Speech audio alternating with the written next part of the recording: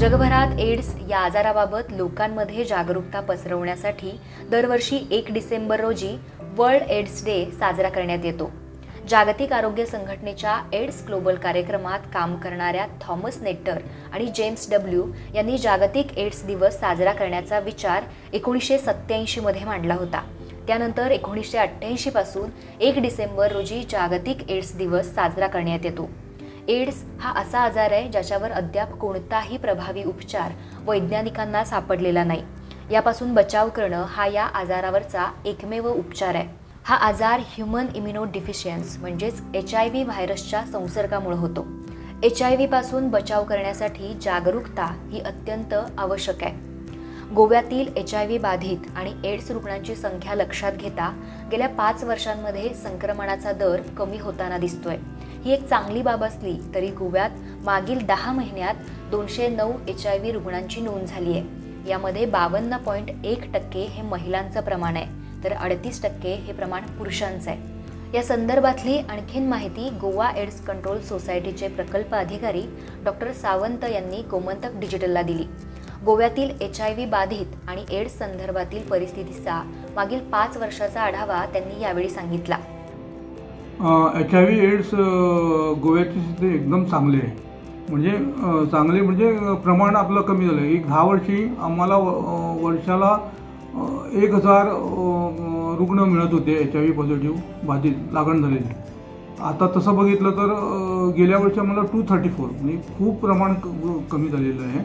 आणि ह्या वर्षी ऑक्टोबरपर्यंत आम्हाला 196 एवढेच पॉझिटिव्ह केसेस मिळाले।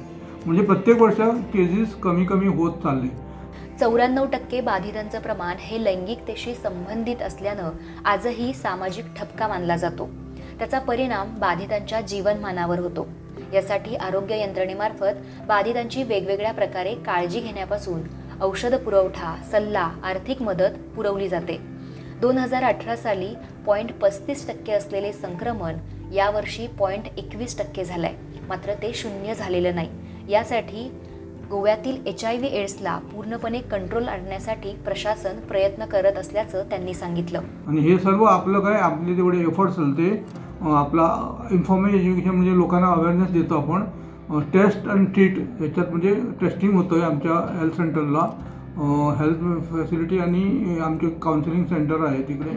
आणि ट्रीट आमचे 5 जागेवरती होतं आहे। गोवा मेडिकल कॉलेजला आपण ते एंटी रेट्रोवायरल थेरपी देतो। नंतर south Goa district hospital, north Goa district hospital, आणखी सब डिस्ट्रिक्ट हॉस्पिटल कोंडा आणि सब डिस्ट्रिक्ट हॉस्पिटल चिकाले। याच्या व्यतिरिक्त आपण हाय रिस्क लोक आहे आमच्याकडे। त्याच्यात पण हाय रिस्क लोक म्हणजे ज्यांना एड्स होऊ शकतो, ज्यामुळे फिमेल सेक्स वर्कर, मग man having sex with man, transgender लोक, नंतर प्रिझनर इनमेट्स, नंतर लॉंग डिस्टन्स ट्रकर्स हे आणि IDU युजर्स, असे हे लोक आपण हाय रिस्क क्लासिफाय करतो। त्यांनापासून आपण 15 NGO स्वयंसेवी संस्था आहे त्यांना आम्ही फंडिंग करतो आणि त्यांच्याकडून एव्हरी 6 मंथली त्यांना टेस्टिंग करून घेतो। आणि त्याला काही STI इन्फेक्शन वगैरे काही आढळलं तर आपण त्यांना HIV झालं तर आपण डायरेक्ट ART सेंटरला पाहून त्यांना ट्रीटमेंट सुरू करतो। मेन स्ट्रीमिंग ज्यांना पॉझिटिव्ह असेल त्यांचे हक्क काय, त्याच्या HIV ॲक्ट प्रिव्हेंटिव्ह ॲक्टमध्ये त्याचं HIV ॲक्टमध्ये आपण त्यांना सांगतो। हा रोग जास्त प्रमाणात कसं सेक्शुअली ट्रान्समिटेड 94% समज, त्यामुळे त्यांना कलंक येतो। एखादा पॉझिटिव्ह रुग्ण मिळाला तर त्याला वाटतं कदाचित त्याने सेक्शुअल काहीतरी एक्स्ट्रा मॅरिटल वगैरे केलं असेल, हाय रिस्क केल्यामुळे त्यामुळे कलंक येतो। त्यामुळे पेशंट आपण पॉझिटिव्ह लागण झाल्यामुळे आपण लपून ठेवतो। त्याच्याकरता कोविड टाईमला आम्ही फ्री रेशन वगैरे दिलं आहे। त्यांना आधार कार्ड करता थोड्या हॉस्पिटलला फ्री ट्रीटमेंट, सर्व प्रकारचं ट्रीटमेंट वगैरे सुद्धा आपण देतो। एड्स होऊ नये म्हणून आपण बघा कोंडोमचं प्रमोशन करतो। हाय रिस्क लोकांना फुकटमध्ये कोंडोम येतो आणि आपले काउन्सिलर त्यांना डेमॉन्स्ट्रेट करतो। थोड्या ह्युमन सेक्शुअलिटीचा आपण बोलू शकत नाही। आणि हे जास्त लोक 15 ते 49 इयर्सच्या 50% 15 to 24 यूथ असतात आणि त्यामुळे पालक आपल्याला शिक्षण सेक्शुअलिटी देऊ शकत नाही, म्हणजे दचकतात। टीचर पण त्यांना रिस्ट्रिक्शन असतं, काय सांगितलं तर त्यांना पण पेरेंट्सकडून किंवा त्याच्या मॅनेजमेंटकडून रिस्ट्रिक्शन येतं। त्याकरता आम्ही रेड रिबन क्लब म्हणून आहे, ते प्रत्येक हायर सेकंडरी कॉलेजला ठेवलं आहे आणि त्याच्यामध्ये ॲडोलसंट एज्युकेशन प्रोग्राम, त्याच्यात आपण ह्युमन सेक्शुअलिटी लेक्चर देतो। गोव्यातील मागील 5 वर्षातील आकडेवारीनुसार गोव्याच्या किनारी भागात HIV बाधितांची संख्या ही तुलनेत जास्त आढळते. यामध्ये 65.4% केसेस हे 15 ते 49 वयोगटातील आहेत. महत्त्वाची बाब म्हणजे सध्या देशात जनजागृती आणि व्यवस्थापनात गोवा एड्स कंट्रोल सोसायटी पहिल्या क्रमांकावर आहे. कोविडच्या टाळ्यामुळे मुवमेंट लोकांचं रिस्ट्रिक्शन झालं. म्हणजे ते डॉक्टरला यायचं, तपासणीला यायचं, त्यामुळे पेशंट थोडे कमी मिळाले असेल. जास्त फरक पडला नाही, कमी आले.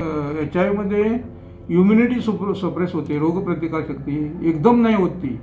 हळूहळू होऊन त्याला कमीत कमी 5 वर्षे, नंतर 10 वर्षे, 15 वर्षे अशी टेस्टिंग केलं नाही, मेडिसिन घेतलं तर म्हणजे 15-20 वर्ष जातात. कमीत कमी 10 वर्ष तरी जातात. एखादं इन्फेक्शन झालं आणि फुल ब्लोन एड्स व्हायला कमीत 10 वर्ष लागतात. पण कोविडचं कसं आहे, 10-15 दिवसात तो आपण चांगला होतो. म्हणजे इम्युनिटी तेवढी टेम्पररी कमी होते. एड्सची कसं होतं, एड्सची इम्युनिटी हळूहळू करून कमी होते.